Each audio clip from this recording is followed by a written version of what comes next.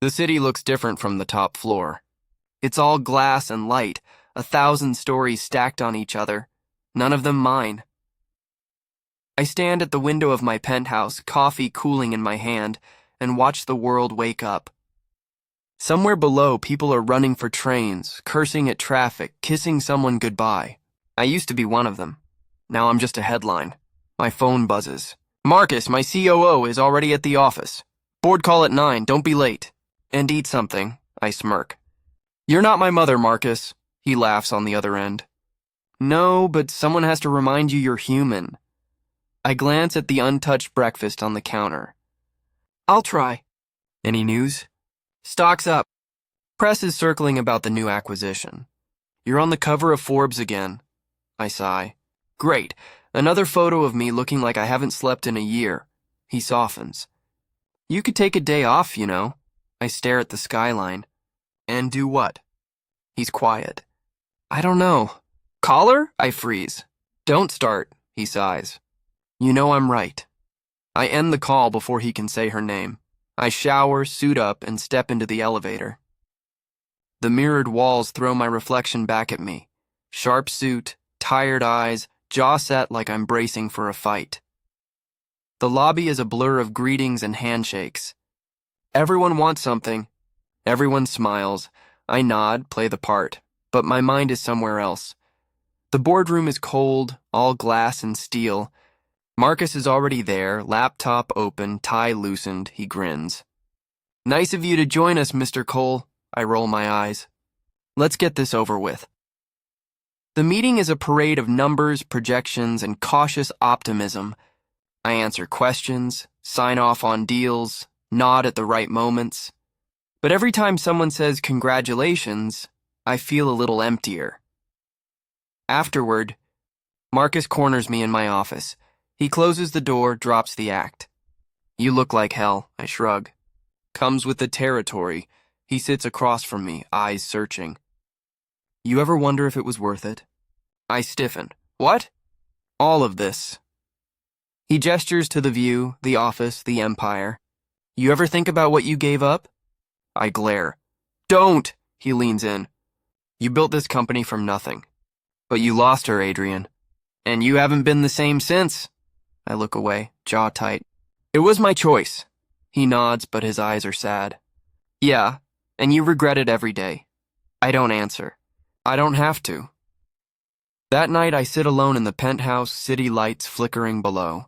I pour a drink, stare at the empty side of the bed, and let the memories in. Her laugh. Her hand in mine. The way she looked at me like I was more than the sum of my ambition. I chose this.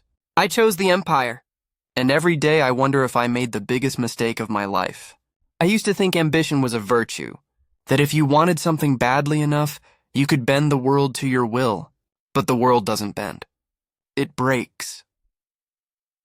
The first time I met Elena, I was 24, broke, and convinced I was destined for more. She was the only one who saw it too. We met at a coffee shop, both of us hunched over laptops, fighting for the last available outlet. She looked up, smiled. You look like you're losing a battle, I grinned. Just trying to keep my company alive. She raised an eyebrow. You have a company? I shrugged. Sort of. It's just me in a dream right now. She laughed, warm and real. That's how all the best ones start. We started meeting there every morning. She'd bring me coffee, I'd bring her bagels. We'd talk about everything. Her love of art, my obsession with tech, the way the city felt like a living thing. One morning, she slid a notebook across the table. Write down your goals, she said. All of them. Even the crazy ones, I hesitated. What if I fail? She smiled. Then you'll have a record of how far you tried to go.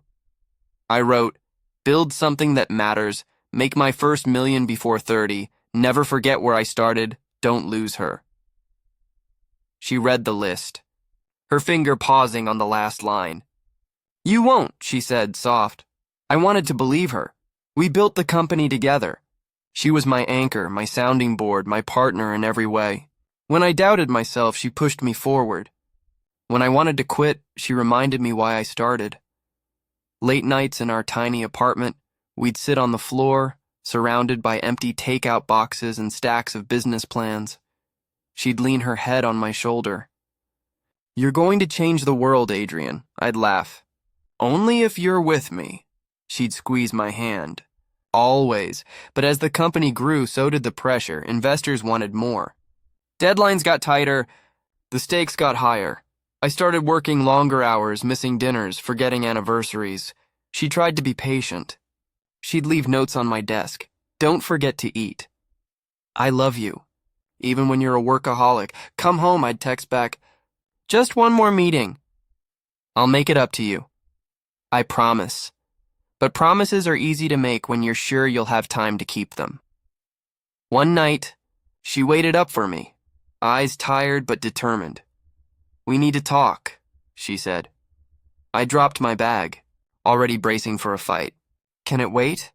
"I'm exhausted," she shook her head. "No, it can't." She sat me down, her voice steady. "I love you, Adrian, but I can't be second place to your ambition forever." I tried to joke. "You're not second. You're the reason I'm doing all this." She didn't smile. "Then show me. Because right now it feels like I'm just another item on your to-do list." I reached for her hand. "Elena, please. I'm doing this for us." She pulled away. "Are you? Or are you doing it for you?" I didn't have an answer. She stood, tears in her eyes. "I want to believe in you. I want to believe in us, but I need to know I matter more than the next deal." I watched her walk away, the weight of her words settling in my chest. The next morning, she was gone before I woke up. A note on the counter: "I love you, but I need to love myself too." I stared at it for a long time, the ache in my chest sharper than any business loss. Back in the present, I sit in my office, her words echoing in my head. Marcus Knox pokes his head in. "You okay?" I nod, but it's a lie. He sits across from me. "You ever think about calling her?" I shake my head. "She deserves better than a late apology." He sighs. "You built an empire, Adrian. But you lost your foundation." I look out the window, the city lights blurring. I built everything I ever wanted. But the one person who believed in me is gone. And every day I wonder if I'll ever forgive myself for letting her go. The memory always starts the same way. Elena's voice, quiet but unyielding, echoing in the kitchen at midnight. I'm hunched over my laptop, blue light painting shadows on the wall. She stands in the doorway, arms folded, hair pulled back, eyes tired but fierce. "Adrian, we need to talk." I don't look up. "Can it wait?" "I'm almost done." She doesn't move. "No, it can't." I sigh, close the laptop, and rub my eyes. "What's wrong?" She steps closer, voice trembling but steady. "I can't do this anymore." I blink, caught off guard. "Do what?" She gestures around the apartment. "This, us. Me waiting for you to come home. Me eating dinner alone. Me feeling like a ghost in my own life." I try to joke. "You're not a ghost. You're the only thing keeping me sane." She shakes her head. Don't make this a joke." "I'm serious, Adrian." I stand, frustration rising. "I'm building something here, Elena, for us. For our future." She laughs, bitter. "For us or for you?" I bristle.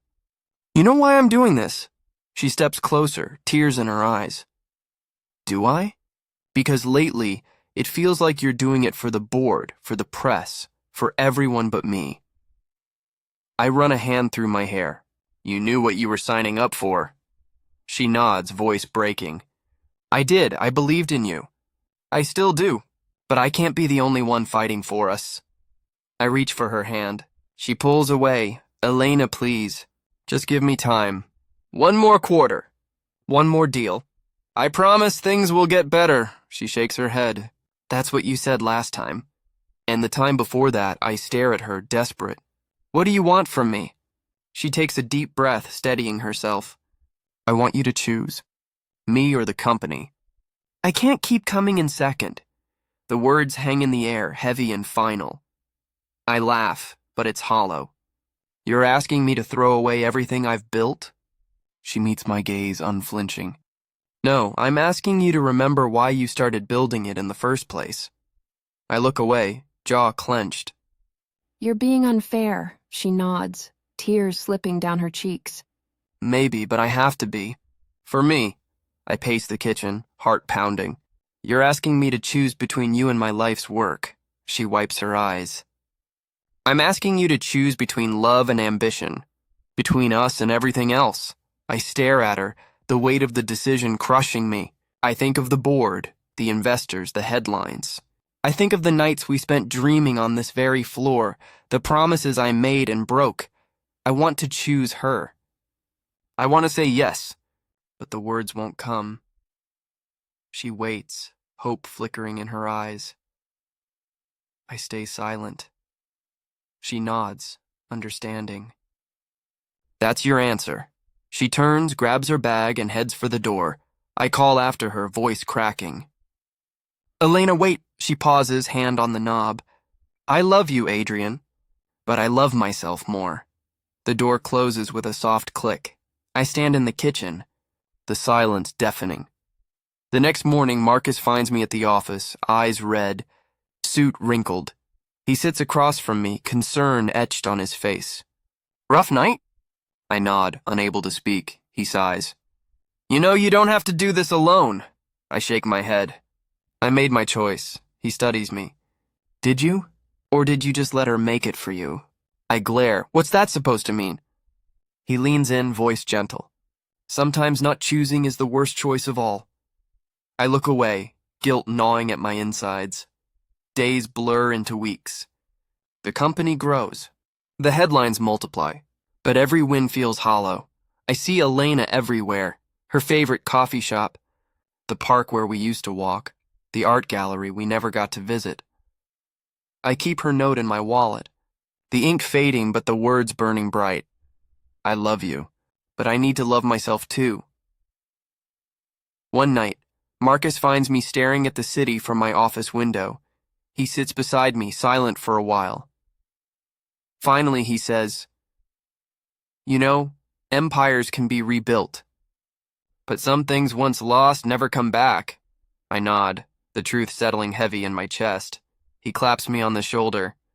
You're not alone, Adrian. Even if it feels that way, I force a smile. Thanks, Marcus. But as I watch the city lights flicker, I know the truth. I chose my empire, and I lost the only thing that ever really mattered. The penthouse is silent except for the hum of the city below. I sit at the edge of my bed, tie loosened, shoes still on, staring at the skyline. It's beautiful, but it feels like a painting behind glass. Untouchable. Cold, Marcus calls. I let it ring. He texts instead, dinner with the board tomorrow. Don't forget. I reply with a thumbs up emoji, then toss my phone aside. I wander into the kitchen, open the fridge, stare at the rows of bottled water and takeout containers. I close it again, appetite gone. I pour a drink, the ice clinking loud in the quiet. I scroll through my contacts, thumb hovering over Elena's name. I don't call. I never do. The next morning, I'm in the office before sunrise. The cleaning crew is still there, moving quietly, pretending not to notice me. Marcus finds me at my desk, sleeves rolled up, eyes red. He sits, coffee in hand. You look like hell, I smirk. You said that yesterday, he shrugs. Still true. He leans forward, voice low. You ever get tired of this? I raise an eyebrow. Of what? He gestures around the glass office. All of it. The grind. The pressure, the emptiness. I look away. It's what I signed up for. He studies me. Is it what you wanted? I don't answer. The boardroom is all glass and steel, the city a blur behind us. The meeting is a parade of numbers, projections, cautious optimism. I nod, sign off, play the part. Afterward, one of the board members, a woman with sharp eyes and a sharper tongue, corners me. Adrian? You're a machine, she says, half admiring, half accusing. But even machines need maintenance. I force a smile. I'm fine, she leans in, voice soft. You don't look fine. You look alone. I laugh, but it's hollow. Comes with the territory. She pats my arm. Don't let the empire eat you alive. Back in my office, Marcus drops a file on my desk. You're on the cover of Forbes again. I glance at the magazine. My face stares back, jaw set, eyes hard. I toss it aside. Another photo of me looking like I haven't slept in a year. He sits across from me, concern in his eyes. You ever think about calling her? I shake my head. She's moved on, he nods. Maybe. Or maybe she's waiting for you to show up for something other than a deal. I glare. It's too late, he shrugs. Only if you decide it is. That night, I walk through the penthouse, every room echoing with memories. The kitchen where we danced barefoot at midnight. The balcony where she'd watch the sunrise, coffee in hand.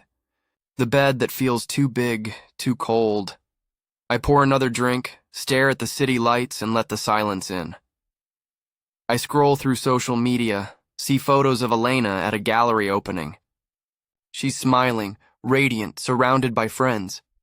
There's a man beside her, tall, handsome, hand on her waist. My chest tightens. I close the app, toss my phone aside. Marcus calls again. I answer this time. You okay? He asks. I laugh, bitter. Define okay. He's quiet. You know, you can have everything and still have nothing. I nod, even though he can't see me. Yeah, I'm starting to realize that. He sighs. You built an empire, Adrian. But you're sitting on an empty throne. I close my eyes, the truth settling heavy in my chest. Maybe that's all I deserve. He's silent for a moment. You deserve more. But you have to want it. I hang up, the city lights blurring as tears sting my eyes. I chose this. I chose the empire. But every night, the silence reminds me of what I lost, and every morning I wake up alone, king of nothing but regret. The invitation arrives on a Tuesday, tucked between business proposals and charity requests. A charity gala for the city's new arts center. Elena's name is on the committee. I stare at the RSVP for a long time. Marcus finds me in my office, reading it for the third time. He grins.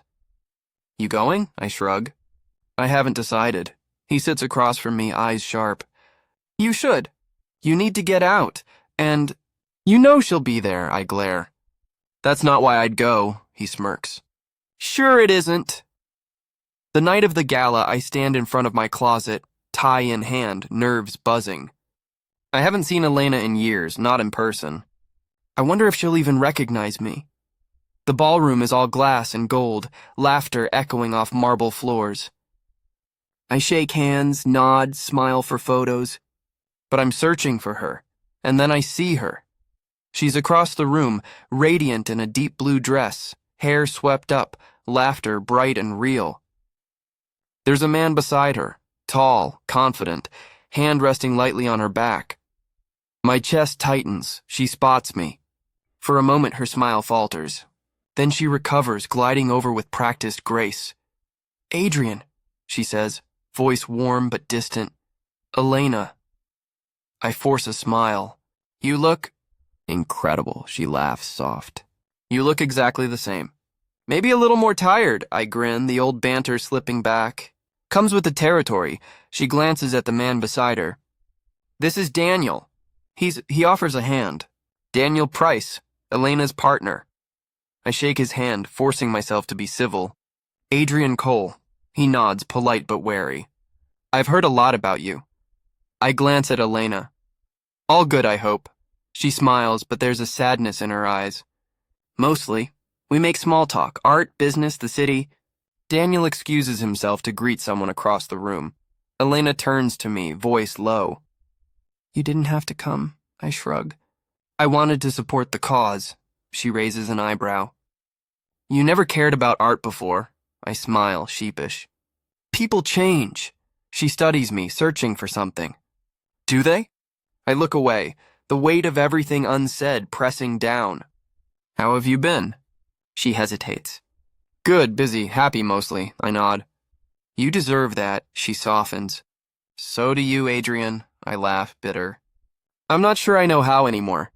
She touches my arm, gentle. You could try. I meet her gaze, the ache in my chest sharp. I'm sorry, Elena, for everything. She squeezes my hand, then lets go. I know, but some things can't be fixed. Daniel returns, arm slipping around her waist. She smiles at him, and for a moment I see what I lost. She turns back to me. Take care of yourself, Adrian. I nod, swallowing the lump in my throat. You too. She walks away, laughter trailing behind her. I watch her go, regret burning in my chest. Marcus finds me at the bar, nursing a drink. He sits beside me. How'd it go? I shake my head. She's moved on, he nods. And you? I stare at my glass. I don't know how. He claps me on the shoulder. Maybe it's time to try. The rest of the night is a blur of handshakes and forced smiles. I leave early, the city cold and bright. Back in the penthouse, I stand at the window, watching the lights. I think of Elena, her laughter, her kindness, the way she looked at Daniel. I chose my empire. But every day, I regret the price.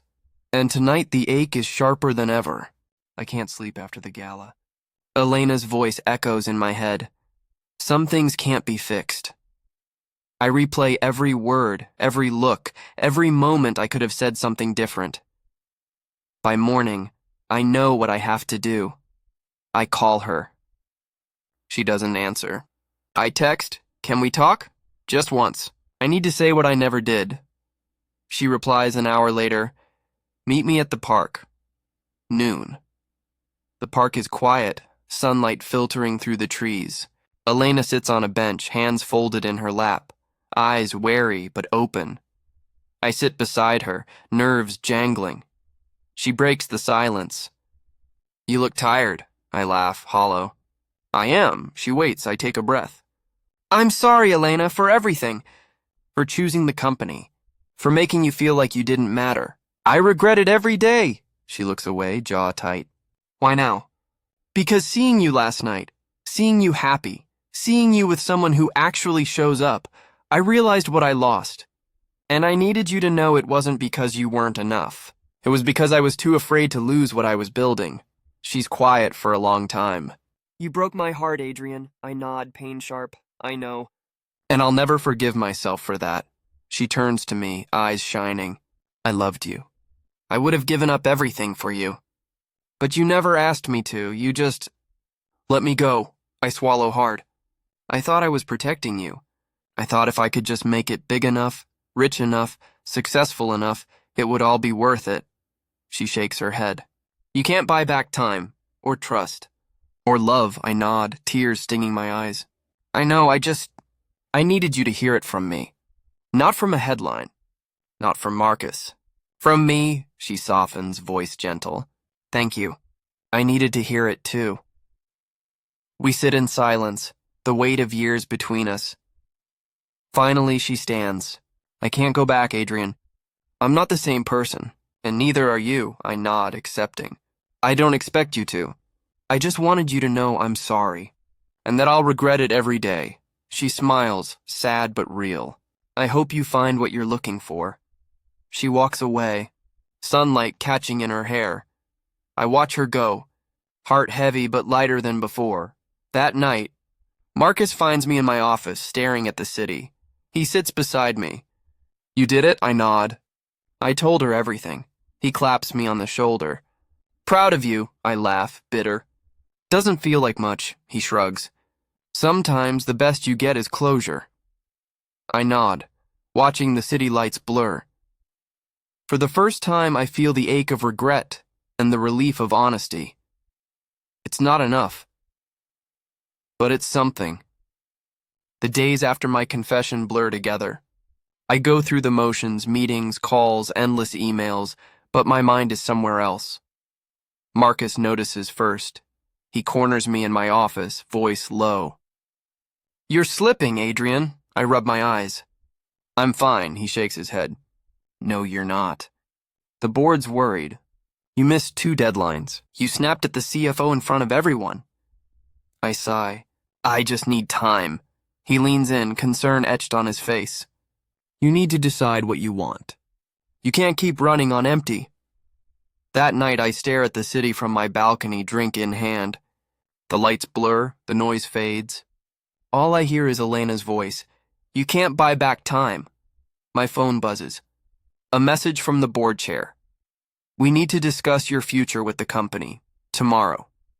9 a.m. I close my eyes, dread settling in my chest. The meeting is brutal. The boardroom is colder than ever. The chairwoman's voice is sharp. Adrian, your leadership has been invaluable, but lately your focus has slipped. The company can't afford uncertainty. I nod, jaw tight. I understand, Marcus tries to defend me. He's built this from nothing. He just needs time. The chairwoman shakes her head. Time is money. We need stability. She looks at me, eyes hard. We're considering a transition. Marcus would step in as interim CEO. I swallow hard. Is this a vote? She nods. Tomorrow morning. I leave the room, numb. Marcus finds me in my office, door closed. He sits across from me, silent for a long time. Finally, he says, You knew this was coming. I nod.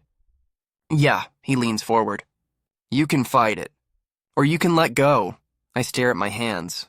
What would you do? He shrugs. I'd do what makes me sleep at night. I laugh, bitter. I haven't slept in years. He smiles, sad. Maybe it's time to try. That night, I call Elena. She answers, voice soft. Adrian? I hesitate. I might lose the company. She's quiet. How do you feel? I think for a moment. Relieved, terrified, empty, she sighs. You built something incredible, but you don't have to carry it forever. I nod, even though she can't see me. I don't know who I am without it. She's gentle. Maybe it's time to find out. The next morning, I walk into the boardroom, head high. The vote is quick.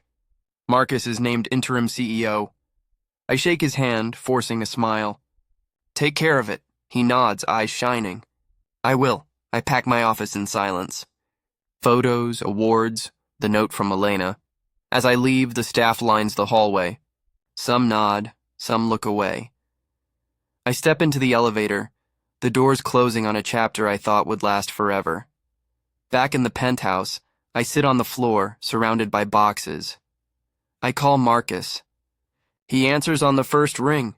Thank you, I say. He laughs. For what? For being the only one who told me the truth. He's quiet. You'll be okay, Adrian. You always are.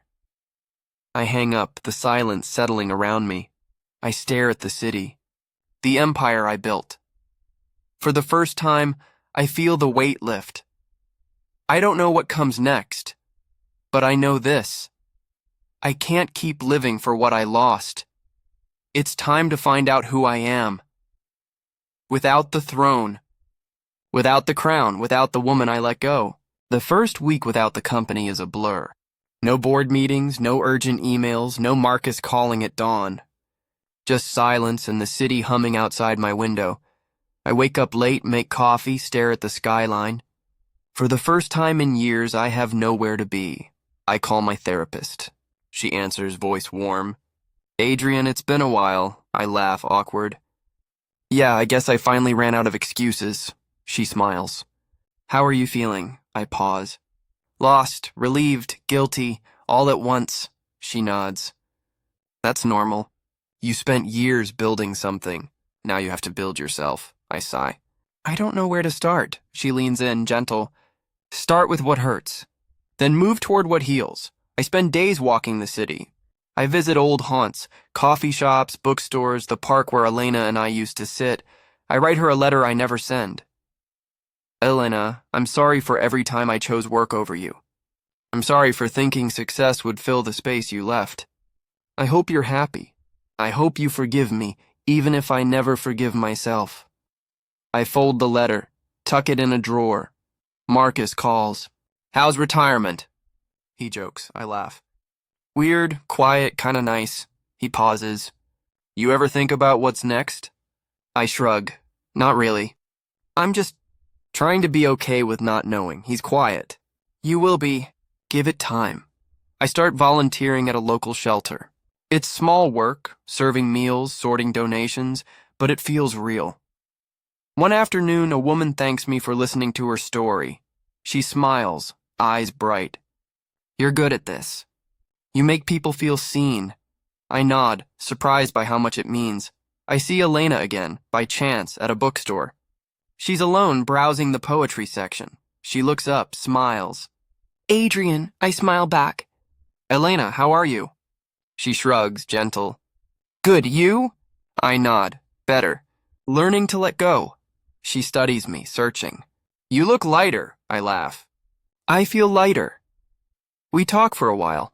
About books, about life, about the things we've learned. When we part, she hugs me. It's soft, warm, forgiving. "Take care, Adrian," she says. "You too, Elena." That night, I sit on my balcony, city lights twinkling. I realize I'm not chasing anything anymore. I'm just here, and for the first time, that's enough. It's strange how quickly life fills the empty spaces. I start spending more time at the foundation I set up in Elena's name. We fund art programs, scholarships, small dreams that would have made her smile. One morning, Marcus visits the office. He looks around, grinning. "You look good here," I laugh. "You mean not in a suit?" He shrugs. "You're happier." I can tell. I nod. "I think I am." He sits across from me, eyes kind. "You ever miss it?" "The old life?" I think for a moment. "Sometimes. But not the way I thought I would." He smiles.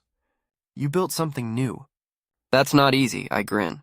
Neither was letting go. Later, I get a letter from Elena. It's short, handwritten, her script familiar. "Adrian, I saw the Foundation's new project. Thank you for remembering what matters. I'm proud of you. Elena." I read it twice, then tuck it in my wallet next to her old note. That evening, I walk through the city, the air crisp, the lights soft. I stop at a small gallery, one of the Foundation's first grantees. Inside, a young artist thanks me for believing in her. She says, "You changed my life." I smile, humbled. "You changed mine, too. Back home I call Marcus." He answers, laughing. "Miss me already?" I chuckle. "Just wanted to say thanks. For everything." He's quiet for a moment. "You did the hard part, Adrian. You chose to start over." I nod, even though he can't see me. "Yeah, I guess I did." I sit on my balcony watching the city breathe. For the first time, I feel at peace. Not because I have everything, but because I finally know what I want to give. I used to think regret was a weakness. That if you worked hard enough, built high enough, you could outrun it. But regret is patient. It waits for you in the quiet, in the spaces between victories. Tonight, I sit on my balcony, city lights flickering below. I think about everything I've built, the company, the fortune, the foundation. But mostly I think about Elena.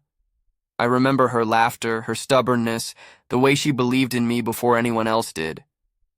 I remember the night I let her go, thinking I could have it all. I was wrong. If I could go back, I'd choose differently. But life doesn't give you do-overs. It gives you lessons. I learned that ambition without love is just loneliness in a nicer suit. That success means nothing if you have no one to share it with. That sometimes the bravest thing you can do is admit you were wrong. I hope my story is a warning. To anyone chasing a dream so hard they forget who they're chasing it for. To anyone who thinks winning means never losing anything that matters. I still see Elena sometimes, at events, in the city, in the faces of the people we help. We're not what we were, but we're not strangers either. There's peace in that. I close my eyes, breathe in the night air, and let the regret settle. Not as a punishment, but as a reminder that love is the only thing that makes any of this worth it. I chose my empire. I lost the woman I loved, and I regret it every day. But I'm still here, still learning, still hoping, and maybe, just maybe, that's enough.